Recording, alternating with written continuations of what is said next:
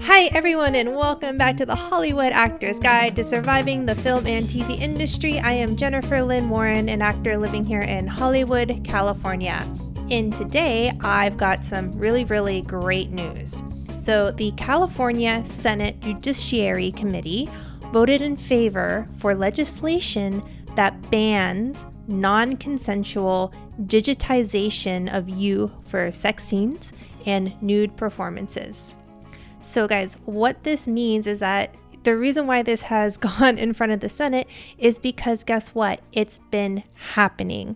So if you are on a set, whether you are a co-star, a lead, or a background performer, or even if you are craft services that day, if production asks you if they can scan your face and they're pushing paperwork on you, or they don't even have paperwork, I would call SAG immediately, and I would call my representation, because what's been happening, and this is what I've heard from the grapevine from some of my friends who have been on sets, is that their images have been being used not only on that production and other scenes so that they don't have to pay that actor their day rate to be there. So let's say you book a co-star and you're making, the 900, and I forget what it is right now, but let's just say $1,000 for the day to do that one day co-star. And your character should be in the background of another scene just because it would make sense for them to be there the following week.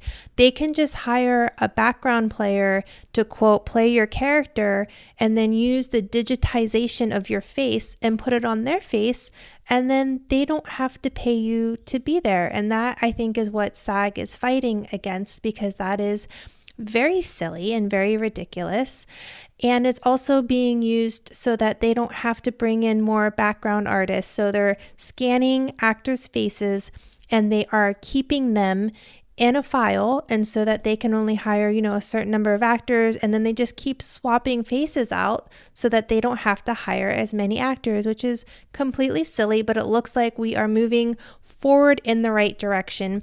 And you don't want for someday, maybe you have made it as an actor and you're an A-lister, you don't want somebody taking your face and putting it on someone else's body, and the next thing you know, you're ending up on a porn site. So it's really great and really great news to see that we are moving in the right direction.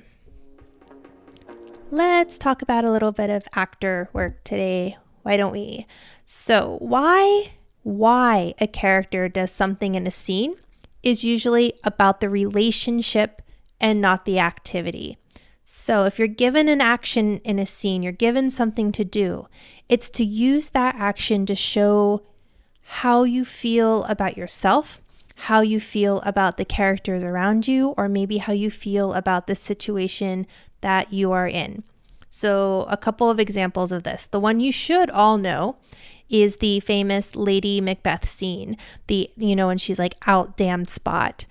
Where she's trying to get the blood off her hands, the action tells us how Lady Macbeth is feeling about what's just transpired in the murders. It's not about a woman washing her hands.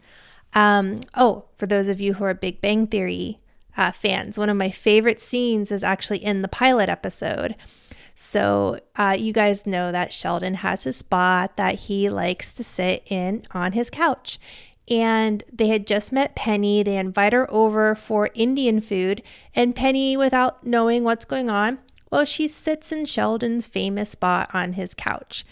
And Sheldon, then the way he anxiously paces the room, not knowing what to do or even how to sit down if it's not his space. And then Leonard's just like, Sheldon, sit. And the way he sits down in just complete shock is delightful. It's not a scene about a man walking around a room. It's about a man who's anxious about the fact that he can't sit in his space. And the action of how he walks and how he sits in the wrong place tells us a lot about his character. And I know a lot of you guys are binging on the Game of Thrones right now. So think about the way, no spoilers, by the way. I don't spoil anything. That's why I went with the pilot episode of Big Bang Theory, because if you haven't seen that by now, I figure you're probably never going to watch it. So even the way Cersei Lannister holds her wine cup tells us a lot about who she is in relation to those around her and the emotional turmoil that's going on in her mind. So anytime you're given an action in the scene, it's not just to have you eat a sandwich. You need to figure out why and what that tells us about your character. Another little cool hack to get into the mind of your character is to take your character to therapy. So the first thing I do is, in my mind, I play the psychologist to my characters. I ask them about their childhood, how their marriage is going. I'm a very visual person. I think a lot of actors are, so this should be really easy for you guys. And then once I've done all of that work, if you have an actor friend who's up for it, you have them play the psychologist and they ask you questions while you are the character and you answer those questions in turn. And I would tape that session if I were you, so you can go back and look at it so you don't have to remember everything. And it is really interesting to go back and look at it, especially after you've performed the character, to see what really helped drive your character and what you dropped and things like that. And I find this process to be so much more illuminating, and it builds a huge stable foundation on top of the given circumstances of the character that you have noted. So for those of you who have been studying and going to acting classes like good little actors, you know that a given circumstance is all the facts in a script. If you went and got your bachelor's degree in theater like I did, and your school went with the Stanislavski system as mine did, one of your acting homework, especially very early on, is they're going to give you a scene and a character, and your job is to literally write out on a piece of paper every single fact that is in that scene. So everything that is said about your character, everything your character does, everything other characters say about your character, and that's the foundation that you build your character upon. You got to figure out what the facts are coming from the screenwriter or the playwright before you build out the world, and then you start imagining what else could be there based on what you know. Once again, I want to thank you guys for listening. I am so grateful that you guys are out there, and I hope that you guys are finding this really, really useful. Follow me at Hollywood Actors Guide on Instagram or Facebook. I look forward to you saying hi to me out there. So break a leg, and remember, you are not alone.